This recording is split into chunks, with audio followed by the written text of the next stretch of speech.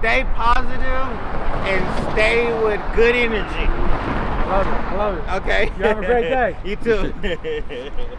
All right. That's a good message.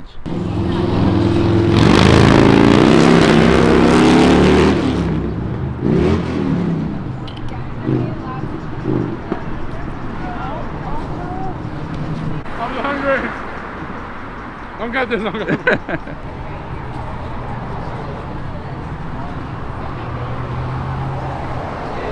Why do you do? No. It's my turn right now. Why do you?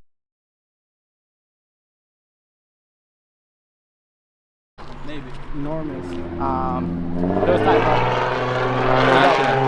All right, so How did this turn to me? we gonna got get back to you. No, we got to get to you real quick. All right. All right, so we talked a little bit about film school and getting into film, Yep. experiencing that. Yep. So you said before that you didn't have any film experience, like you just No. like get up and go, you know, self-sufficient, right? It was definitely, YouTube Academy type style where it was like, if anything I didn't know, I would just look it up, or it was really just about trial and error, filming my family. How I'd be telling you, filming my family, filming around the neighborhood. And I had this one homie, Eric.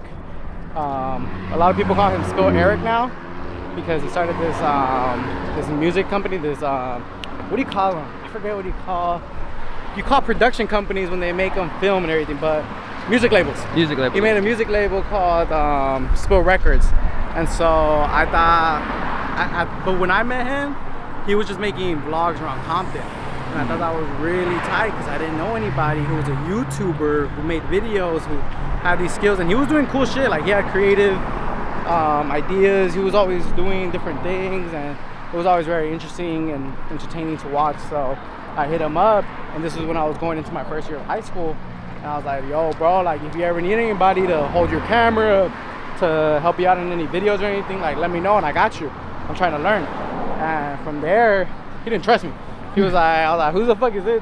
He thought I was trying to rob him or something. And so eventually we linked up because of a teacher of mine who connected us, Mr. C, who's also like a big person in the city who doing a bunch of different things, and or just being a good, like, actual person who cares about their students.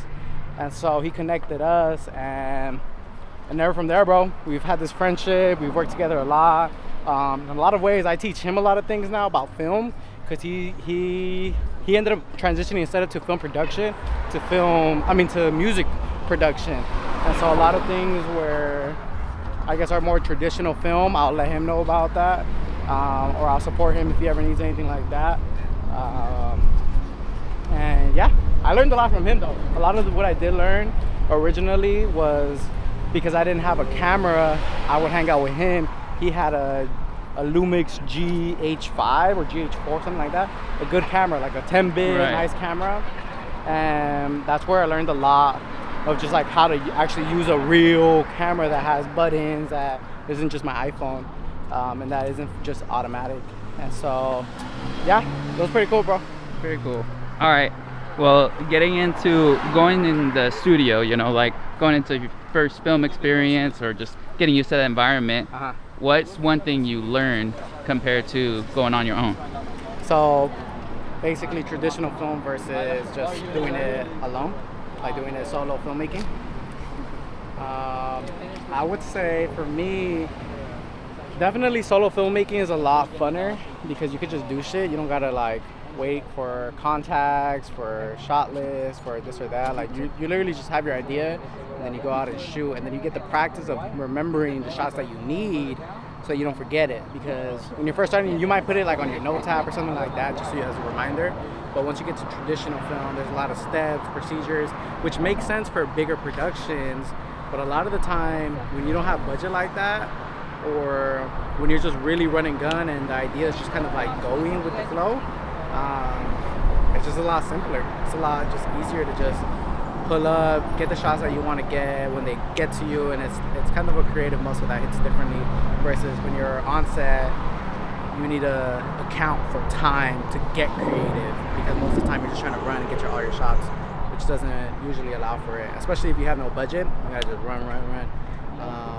So I think that pressure or that lack of control breeds a lot of creativity for sure. for sure. What do you think, Ogechi? What's the question? You said basically the difference between traditional film and more like video production on a solo filmmaker or small crew. Yeah. From your experience, because Ogechi has the background of a film traditional. I have the background of a more solo filmmaker. So for you, Gotcha. So you're more used to the studio, the professional side of things, right? I would say so. And I think that's one difference we always talk about with each other. I think I'm more of a planner in the sense of like, I like to have my production binder, have my shot. Why are you not in your head? But basically, when someone comes with the concept, like to me, and we have like, I would like to like see your script, break it all down. Yeah. Unlike someone like Angel, he's like more run and gun. Like he has something, all he needs is a camera, and we can get the job done type of thing. So I don't know if that answers your question. Yeah, for sure. Yeah, for sure. So what can you tell me about each other when you guys started working together? Like, what'd you learn from each other? Positive. Let's stick positive. You said positive. He knew. Wait, Diego, have you hit the button this second time the light's green? Oh, there we go. Hold on. I think one disadvantage from being so decisive, because I think that's what you're saying, that I can be very decisive, which is like, let's just go, let's get it, and it's because I've had the practice of like knowing what we need to make a good video, or to shoot well, or to do whatever we're gonna do. So being really decisive sometimes doesn't give me the full range to think everything through. And that's what I mean by with practice. You really gotta practice it. It's kind of like that muscle, like remembering to keep all the shots that you want, this and that. And I think with Ogechi, working with her, because she has that traditional background, I ain't doing photo and video at the same time. It definitely made me slow down. It definitely made me need to like plot out everything. Let's think it out. Let's think it through, and just make sure that everything that we're trying to capture, everything that the whole project is, the essence of the whole project is taken care of. Not just the cool shots, not just making it just the quickest as possible, and just throwing it together as chaos. I had one music video in particular before I met you that I really enjoyed, and it was the whole time it was like a bird's eye view. It was a high profile or high angle profile, and I really enjoyed it because that was the first time I felt like I was telling a real story through a music video, and I thought that was really cool. And I wanted to be able to bridge actual storytelling with music videos, and that's something that me and Ogechi to this day are constantly still talking about, constantly still like throwing different videos back and forth, things we notice, things like that. So that's one of the things for me. Positive. I was gonna say positive for sure. I think one thing that I have learned from Angel, and sometimes it's a good thing, sometimes I guess as a leader, and we've talked about this, it can cause conflict, but being open to listen to everyone, to be collaborative, if that makes sense. And I think that's the biggest thing with Color Compton and developing Compton. Like, we believe that everyone here is, what's the word? What is the word? I don't know.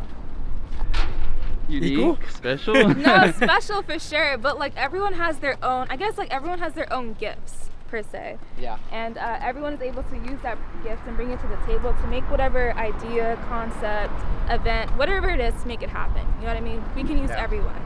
So sometimes that's a great thing. And I think he's a great listener. I'm trying to be a better listener. You're a great listener too. Thank you.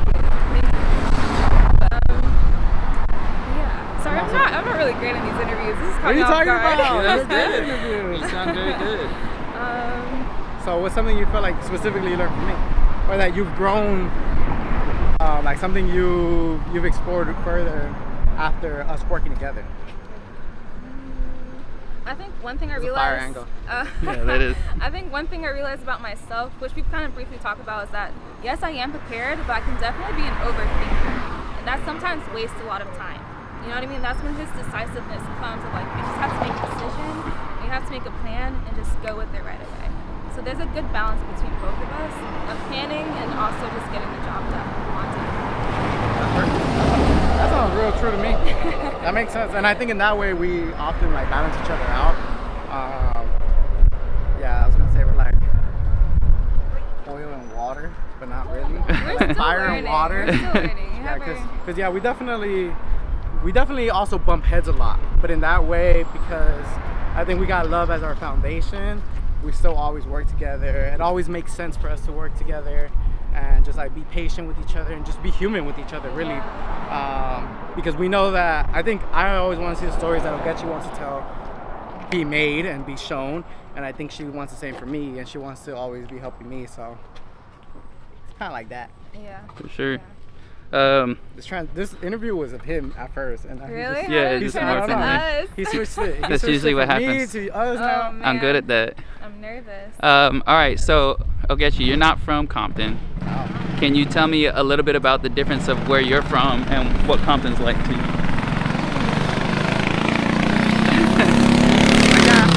It's like that. It's always loud here. I mean, for sure, yeah. I think I don't know if there's a big difference, but for sure subtle things. Like, I think we're in mid-city. I live in mid-city. It's a little bit more. What's the right word for it? Bougie. It's not bougie. There's. Right under Beverly Hills. It's not bougie. They don't got money. They don't. Y'all not a rich city. We're not. I gotta think on that. Gotcha. All right. What can you say about Compton, Angel? I think Compton is the center of the universe. Nah. But it feels like that sometimes, for sure. Compton seems so iconic, and it's definitely, like, honestly, might be even not the best thing to say, but it's honestly part of my identity at some point. Just because I know that I want to do work for the city for I guess for generations. Like, I don't always want to be the one doing it, but I definitely want to be the one to start it and to make sure that it happens and it continues. And this is one of the great examples. The Compton Art History Potential New Building right in front of us. It's beautiful. We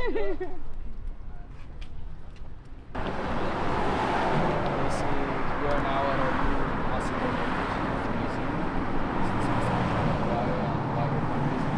I'm gonna do two. You can do for them. For sure. But yeah, there's the new museum space that we're trying to get. We're fundraising for. Looks way bigger on the inside. Funny enough, today was my first time being inside of it. It was really dope. If you haven't seen how it looks like inside, we have a lot of footage of it on Instagram, on the Compton Museum Instagram. Good job. Stay with me. Not prepared for that. Yeah, I would just. Damn, somebody has to let us hold it from right here. Right there. Alright. Yeah, basically what Diego was saying, we are fundraising for this building. We technically are in escrow for it. We are in escrow for it, so we're trying to attain the building. But we need to raise $3,500 to actually purchase the building, to close the deal, for us to grow and to have it. I'm gonna show y'all the renderings when we get back, because the renderings are crazy, y'all. Like, we're trying to make this more than just a museum that we have downstairs. We're trying to make this like a whole cultural center for all of South LA, not just Compton. We're thinking like Inglewood. We're thinking all these, like, all the South LA area that doesn't get the space, and literally just the space. For me, it's always the space to be able to do things like this, to walk around the neighborhood, to be able to do all this. So I'm really glad that you guys are out here today. I'm really glad that y'all came and just literally are supporting by just being here and seeing what we're trying to do, because I think a lot of the time most people don't even know that we're out here trying to do this. And I really, truly, to the core of my belief, is something that I think is important and something that I have dedicated literally my past couple of years of life to trying to build and to trying to just do things for the city, and I think it's been dope. So yeah, thank y'all for coming on the photo walk. We're not done yet. We're gonna do a big U-turn. Is that cool? Yeah. We'll do a big U-turn, and then we'll start heading back. And we got games, we got burgers, we got bracelet making and painting, and a bunch of different artistic expressions for us to be able to indulge in. A bunch of different mediums that we should all always have access to. And so today we're gonna engulf in that. We're gonna make sure we mess around and we do all of it, because we deserve to have it. We deserve to have it. Thank you. Ogechi, final thoughts? You want to say something? speech. I don't think I have a speech, but I think the biggest thing, I think you asked me a question of like the difference between like Mid-City and Compton, and obviously I'm not from Compton, but I still support what just being a part of this just makes me know that things like this is bigger than ourselves, you know what I mean? And I know for this, we're just trying to do this for the next generation and even for people behind us. And just even just preserving our art, our history, telling black and brown stories, which I think is super important. Like, I don't think there's a lot of black and brown art or history in Mid-City. I mean, I know the biggest museum I can think of is LACMA, but it, to me, it's pretty white. But hey, it's still good though, it's still good though. But no shade, no tea. But I think just what we're trying to build here is just, it's just so much more purposeful. And I think it's just something that I really want to see. It's going to come true. I have full faith that it is. So just being able to see this now and just kind of working towards it and know for years to come, we're building that space for people to come and learn about Compton history, learn about the music, even just archive their own families. I think it's just, all those things are just truly important just to keep ourselves alive and for future time to come. If that makes sense. She said she didn't have a speech. Look at that. But thank you guys for coming and Yeah, thank you. seeing Thank the you. museum. Yes. Please. Y'all got this. Very nice people. Yes. 3, 2. Nice. Perfect. I got it. Hold up. Yeah. Power. Rain started hitting. We had a good day for a bottle walk too. Very nice sun. Not too crazy. Not blaring. They should have printed out a poster. It would have been like Compton La La Land. See what you're working with. Is it a video? Yeah. Not me just like frozen. Stay positive and stay with good energy. I love it. I love it. Okay. You have a great day. You too. All right. That's a good message.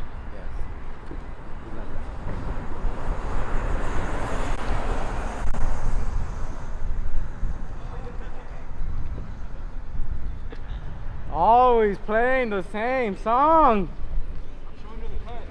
Oh, nice. Y'all Ace. come to our Cumbia night next Saturday. Doing this Cumbia night. Oh, next nice. Saturday. Yeah. Tell me a little bit about music in Compton. Oh man, I'm not the greatest for music. I'm a very big old head, traditional guy when it comes to music. All right. I'm big on Kendrick. Kendrick's really the biggest that I can think of from Compton. I definitely, a lot of my high school life, Kendrick was just there the whole time. Like, I remember I used to smoke a lot of weed and just like be in the car, listening to Section 80, thinking about all these different things going on in the world and thinking about, again, questions for my environment. Like, why is my life the way it is? Like, why do the same people deal with the same things so often? Like, why do my homegirls keep telling me the same stories they're going through and things like that? And Kendrick was just speaking on them, talking about these different like grander racist systems that are just at play, that are literally constructing this, not out of nothing, but out of intentionally creating it. And so for me, Kendrick definitely was like a dope leader in terms of giving a reflection of what the city actually feels like growing up. Me as a brown man, as a Mexican man versus a black man, my experience definitely is not the same, but a lot of the same. But I'm also still in the same environment. So as much as my experience wasn't a one-to-one, I still definitely was in the city. I still definitely experienced my version of what it was like to grow up in the city. And for me, again, like the sounds that Kendrick put out, it just felt like my home. Like it felt like my neighborhood that I would walk by every day and just be in. And yeah, it resonated. It definitely resonated because a lot of the time he would do reflections on like what it really was like, but he would also be upset, and I think that was important to let that expression come through, because I'd be upset and I'd be confused and I'd be this and that, and I think it was a good way of not feeling like alone in it, and not feeling like if it was just me or anything like that. Like how it was more than just an individual experience, and it's something that's happening on a community level, shit, even a world level. So for me, when I think about music in Compton, I honestly do think about Kendrick. But then you have like, again, like big, huge icons like NWA. You have all these enormous people. I think, what's that fool's name? The soul Motown singer. One of the most famous ones too. I forget. You know what I'm talking about? Yeah, I know. I don't know, like on the tip his of my name right tongue. now, but one of the biggest. Like, there's so many. I know that there's so many artists that come out of Compton that are doing incredible things all over the world, bro. That I probably don't even know their names, and so many people come out of Compton. And it's crazy because I'm like, damn, man, how is it that we still don't like have this on record?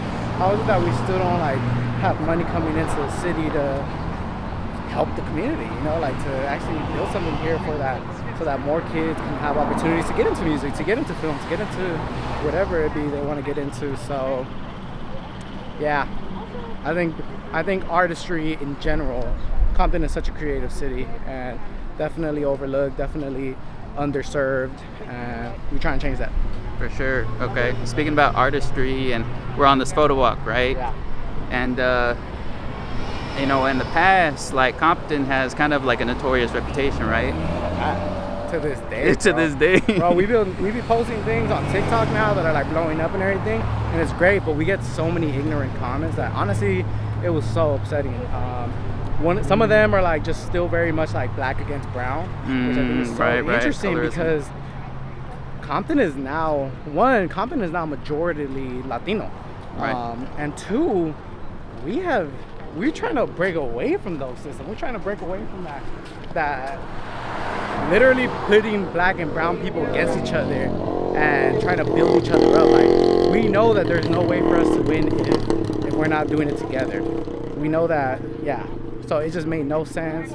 Or even comments of like, no, I'm not going to the Compton Museum. Like, what the fuck? I'm gonna go get jumped. I'm gonna get whatever. I'm gonna get robbed. Whatever it be. And I'm like, yo, yes, but you gotta be aware that the whole world's ghetto.